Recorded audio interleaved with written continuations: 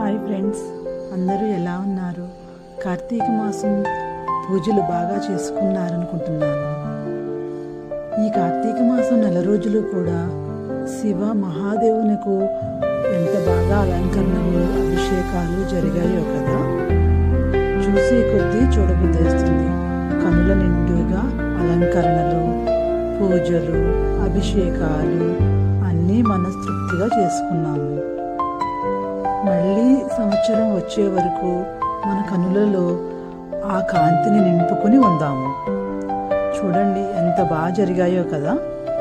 అభిషేకాలు, హారతులు, రకరకాల హారతులతోటి ఆ పరమేశ్వరుడికి అర్పించుకున్నాము. మనం అందరం 11 రకాల హారతులు, హారతి,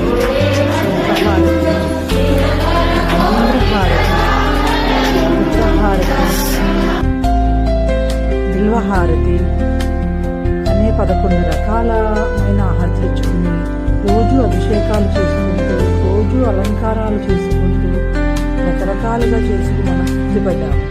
చూడండి ఎంత బాగుందో కదా. అందరం ఎంత ఆనందించాము. మళ్ళీ కార్తీక మాసం ఎప్పుడు వస్తుందా అని ఎదురు చూస్తూ ఉన్నాము.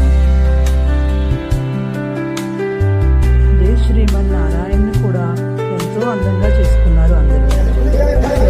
ఇద్దరిని కూడా కలిపి పూజించేది కార్తీక మాసము అంటారు.